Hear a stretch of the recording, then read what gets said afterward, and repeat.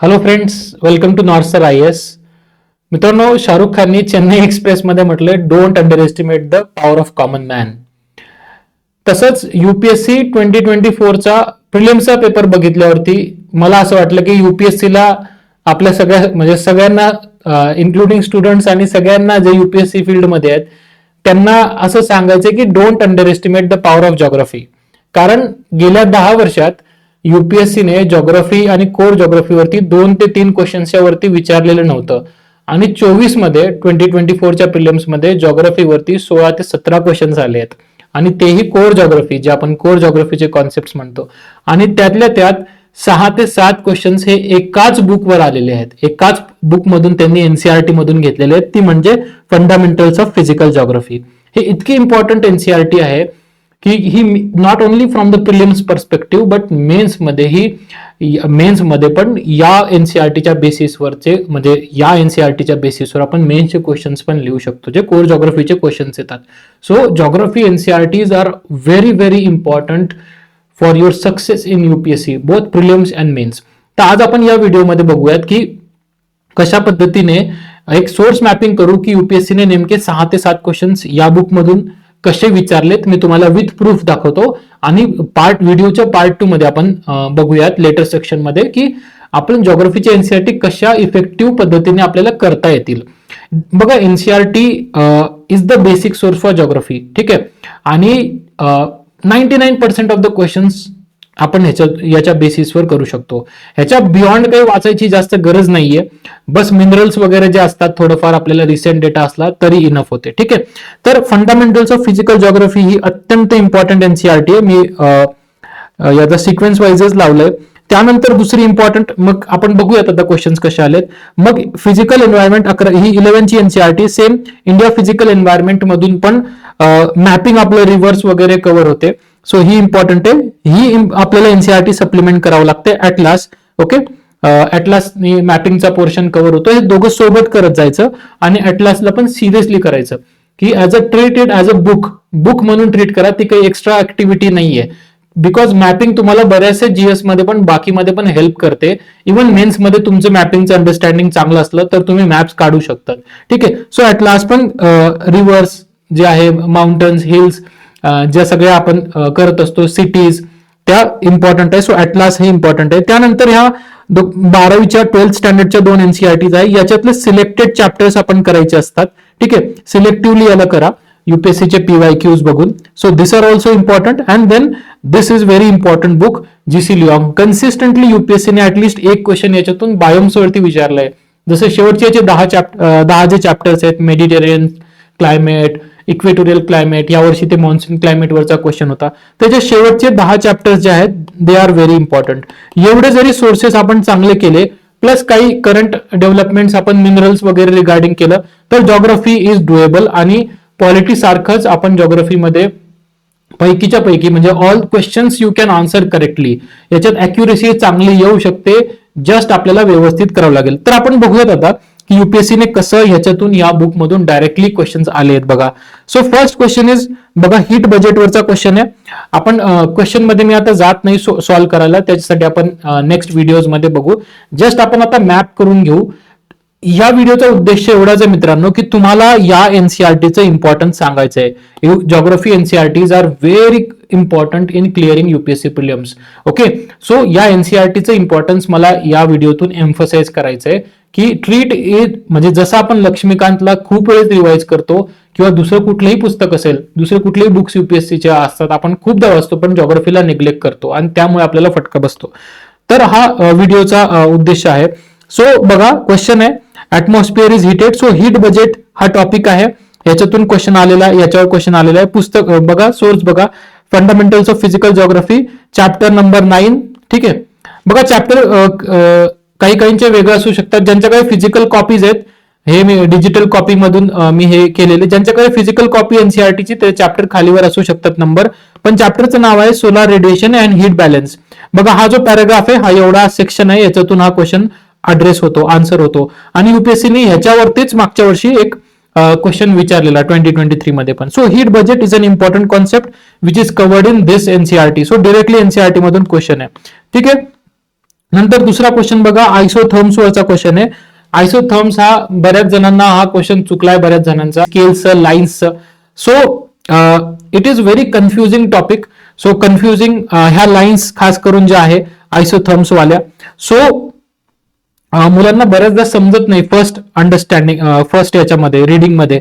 आणि युपीएससीने ऑलरेडी 2023 मध्ये त्याच्यावर क्वेश्चन विचारलेला आहे. त्यामुळे हा टॉपिक इम्पॉर्टंट होता आणि युपीएससीने यावर्षी डायरेक्टली आयसोथर्म्स वरती क्वेश्चन विचारला. बघा हा सेम चॅप्टर आहे बघा, सोलार रेडिएशन हीट बॅलन्स, ह्याच्यामधूनच आला, ह्याच एनसीआरटीतून. पेज 83 वर बघा, 83 वरती हा क्वेश्चन आपण ऍड्रेस करू शकतो. ठीक आहे. आणि सेम चॅप्टर आहे बघा जो आधीचा क्वेश्चन होता. सो एकाच चॅप्टर मधून हा दुसरा क्वेश्चन आहे. सो इतकी इम्पॉर्टंट ही एनसीआरटी होती. त्याच्यानंतर बघा question, thickness of troposphere, atmosphere आणि त्याच्या लेयर्स वरचा क्वेश्चन आहे. सेम बुक बघा, chapter 7 composition and structure of atmosphere. Simple question होता, याच्यातून ऍड्रेस होतो बघा. ठीक आहे.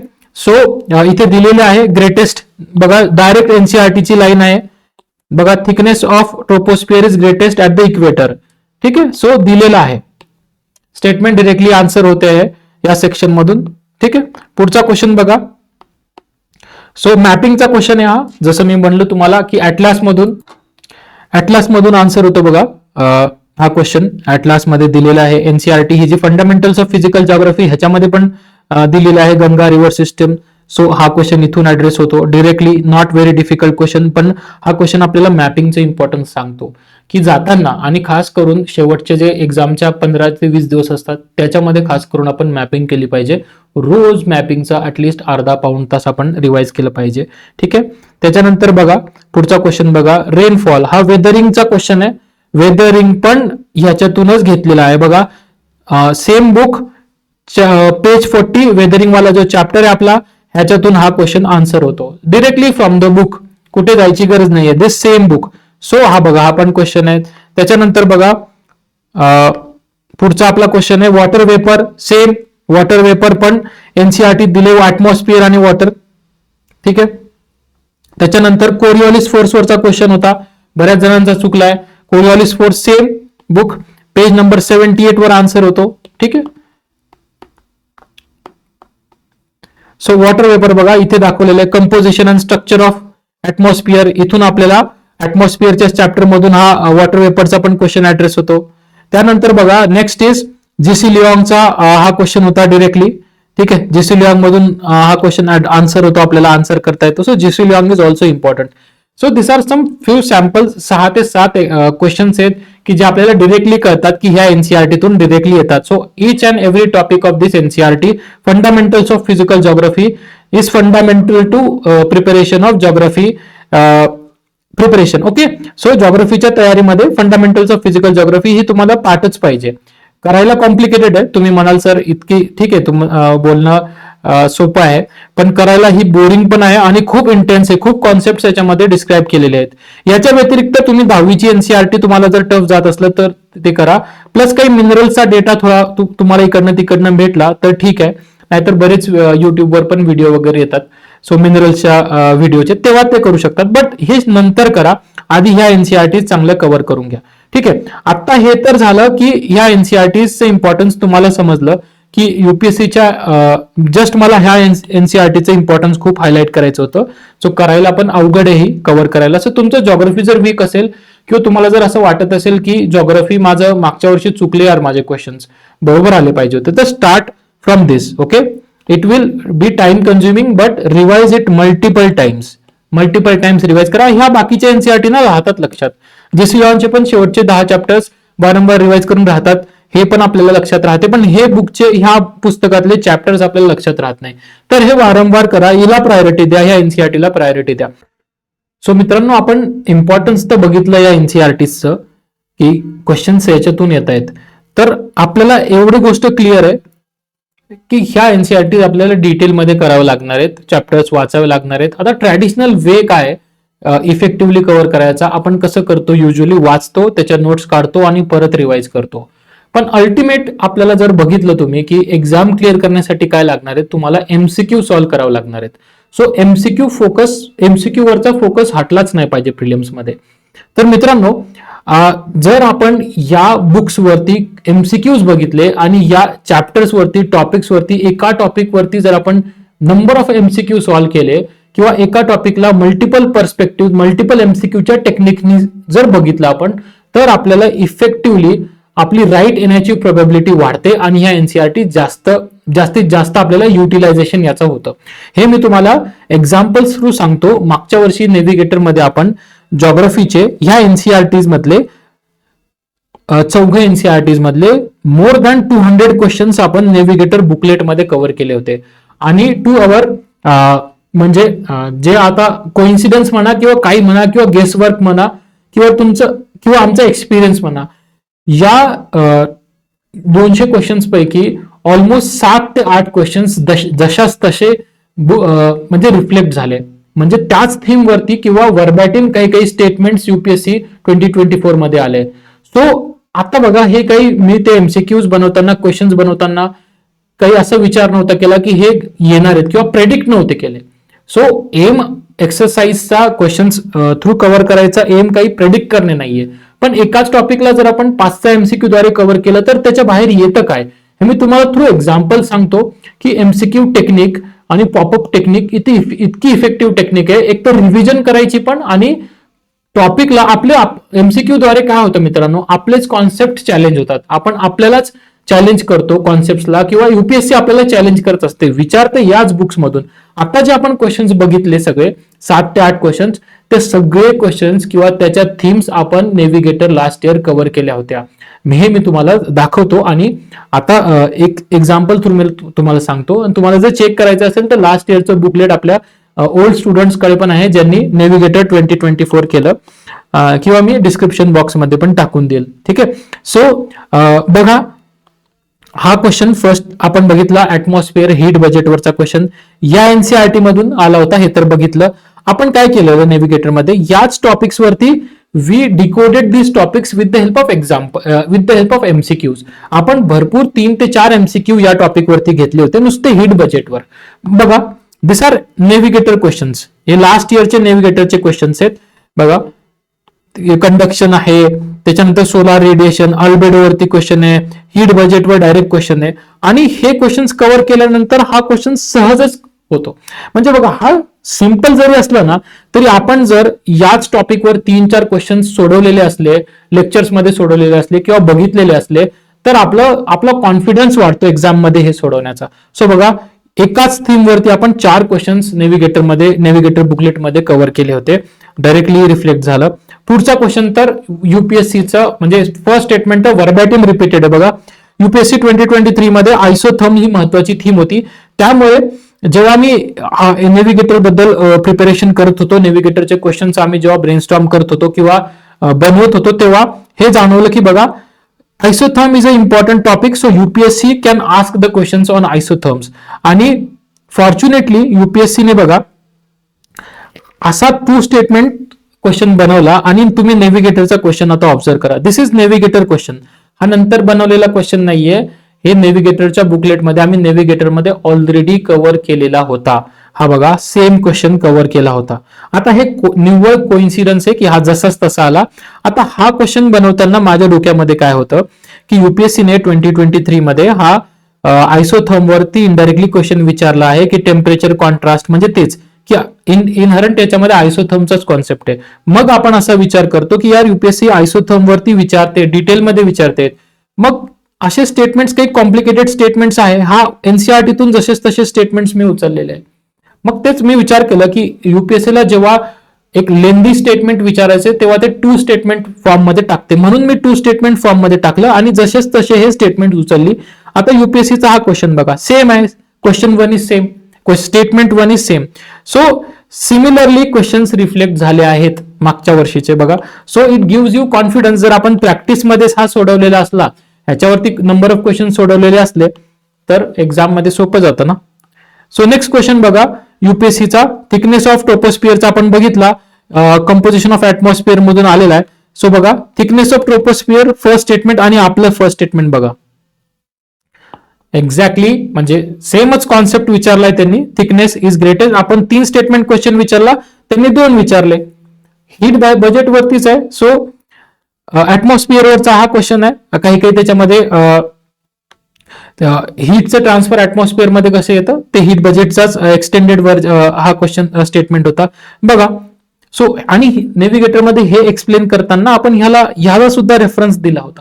So as it is first statement reflect झालेलं आहे. मी परत सांगतोय की हे गेस नव्हतं केलं. गेस कोणीच करू शकत नाही. गेस वर्क मध्ये जायचं नाही. गेस मास्टरगिरीमध्ये आपण जायचं नाहीये.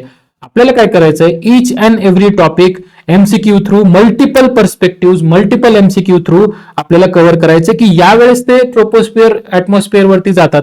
आणि हे मित्रांनो कसं आहे, मागच्या वर्षी युपीएससी 2012 मध्ये युपीएससीने स्ट्रॅटोस्फिअर वरची एक क्वेश्चन विचारला होता बघा. तुम्हाला माहिती आहे की एरोप्लेन स्ट्रॅटोस्फिअर मधूनच का जातात. मग हा क्वेश्चन आपल्याला सांगतो की युपीएससी साठी ऍटमॉस्फिअर इम्पॉर्टंट आहे. Atmosphere is a very important theme in UPSC, म्हणून आपण हे कव्हर केलं. आता ऍटमॉस्फिअर वरती आपण बाकी क्वेश्चन्स पण कव्हर केलेले आहेत, पण मी तुम्हाला हा क्वेश्चन्स दाखवण्यासाठी हा एकच इन्क्लूड केलाय. आपण 3-4 क्वेश्चन ऍटमॉस्फिअर वरती कव्हर केले होते. सेम बघा, मी मॅपिंग सेक्शन घेतलं होतं, त्याच्यामध्ये हा मी सीडीएसचा क्वेश्चन कव्हर करून घेतला होता शिकवताना, की river system, Ganga river system सांगितलेलं आणि स्टुडंट्सला सांगितलं होतं की सीडीएस का सीएपीएफचा हा क्वेश्चन आहे. त्याच्यामध्ये त्यांनी गंगा नदीवरती किती शहर आहेत, कोणकोणते सिटीज आहेत आणि त्यांची सिक्वेन्स विचारला होता बघा. वेस्ट टू ईस्ट सिक्वेन्स विचारला होता. मग हा क्वेश्चन मी स्टुडंट्सला करायला लावला होता की बघा लक्षात ठेवा गंगाच्या ट्रिब्युटरीज त्याचा सिक्वेन्स. युपीएससीने एकदम सोपा क्वेश्चन विचारला. सो इव्हन मॅपिंग पण आपण एमसीक्यू थ्रू सॉल्व्ह केलं पाहिजे. म्हणजे मॅपिंग पण एमसीक्यू थ्रू जर केलं तर जास्त इफेक्टिव्हली आपण त्याला एक्झाम मध्ये आपली पॉसिबिलिटी असते की तो बरोबर येईल. ठीक आहे. नंतर पुढचा क्वेश्चन बघा, वेदरिंग आपल्याला बोर होतं. मग काय बेस्ट टेक्निक आहे की एमसीक्यू वेदरिंगच्या चॅप्टरलाच एमसीक्यू थ्रू रिवाइज करा. बघा आपण वेदरिंगवर 2 एमसीक्यू कव्हर केले होते, 2 ते 3 एमसीक्यू. हे जर एमसीक्यू आपले ऑलरेडी क्लासमध्ये झालेले आहेत व्यवस्थित आणि ह्याच्या थ्रू आपण जर कॉन्सेप्ट करतोय तर एक्झाम मध्ये आपल्याला सेम थीमवर क्वेश्चन्स डील करायला सोपं जातं. ठीक आहे. So this was also repeated theme. बघा पुढचा क्वेश्चन जो आहे कोरिओलिस फोर्सवर आहे. सो कोरिओलिस फोर्सवर क्वेश्चन आहे, very important theme in exam. But आपण एक्झामच्या वेळेस ऐन परीक्षेला जाताना विसरून जातो वाचायला आणि हे चुकतात. बघा कोरिओलिस फोर्सचा सोर्स बघितला आपण आणि आपला क्वेश्चन बघा नेव्हिगेटर मधला जो आपण ऑलरेडी कव्हर केला होता कोरिओलिस फोर्सवर. सो 3 स्टेटमेंट आहे. युपीएससीने तर 2 स्टेटमेंट विचारले आहेत. आता ह्याचा कॉन्सेप्ट आपण क्लासमध्ये थ्रू क्वेश्चन समजवला होता. सो आपल्याला जर आपण एमसीक्यू सोडवलेला आहे कोरिओलिस वरती तर दुसरा एमसीक्यू सोडवायला आपल्याला एवढा अवघड जाणार नाही. So the fundamental thing of navigator batch हे रिपीट होण्याचं जे चान्स आहे it is because of the rigorous nature of the batch जे आहे. आपण पूर्ण एनसीआरटी हे प्रत्येक सब्जेक्ट सोबत होतं. Each and every subject is decoded into MCQs. Each and every topic आपण जो इम्पॉर्टंट टॉपिक आहे, जे इम्पॉर्टंट थीम्स आहेत ते आपण एमसीक्यू थ्रू कव्हर करायचा प्रयत्न करतो. आणि मग त्याच्यातून तुम्ही जेव्हा 200 क्वेश्चन्स कव्हर करणार आहेत प्लस यासोबत टेस्ट आहेत, 300 क्वेश्चन टेस्टचे सोडवणार आहेत, 3 ते 4 ज्योग्राफीच्या टेस्ट आहेत.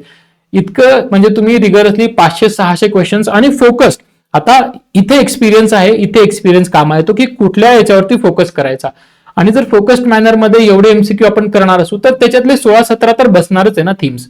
दिस इज द बेसिक फिलॉसॉफी. आणि ऑफकोर्स आपण एमसीक्यू सोडवताना त्याचा अप्रोच डेव्हलप करणार आहेत की कशा पद्धतीने ते केलं पाहिजे, कशा पद्धतीने स्टेटमेंट्सवर फसवलं जातं. युपीएससी कशा पद्धतीने आपल्याला किती शांतपणे स्टेटमेंट्स वाचावे लागतात, कुठे स्टेटमेंट्समध्ये वर्ड्समध्ये ते फसवतात. ठीक आहे.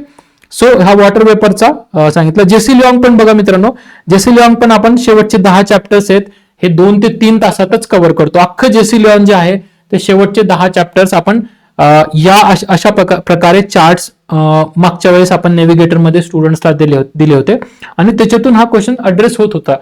डायरेक्टली नव्हता अड्रेस होत, पण 2-3 ऑप्शन्स इक्वेटोरियल तर तुम्ही नक्की मारलं नसतं जर व्यवस्थित केलं असतं तर. कारण जर स्टेटमेंट व्यवस्थित वाचले तर रेनफॉल व्हेरिएशन हे 3rd स्टेटमेंट वरून इक्वेटर एलिमिनेट होते, तरी बऱ्याचदा आपल्याकडनं सिली मिस्टेक्स होतात. सो द थीम इज प्रिलिम्सला क्लिअर करायची theme is solve maximum number of questions, practice daily MCQs. MCQ फक्त एक टेस्ट हप्ताभर अभ्यास केला आणि एक एफएलटी सोडवली किंवा एक टेस्ट सोडवली तशाने होत नाही. That is not. ठीक आहे, काही लोकांना होत असेल, काही इट्स म्हणजे डिफर करते बऱ्याचदा, पण डेली एमसीक्यू ची प्रॅक्टिस करणं, तुम्हाला काय होतं की तुम्ही बुकलाच एमसीक्यू थ्रू रीड करायला लागतात. So that is very important. So practice daily MCQs.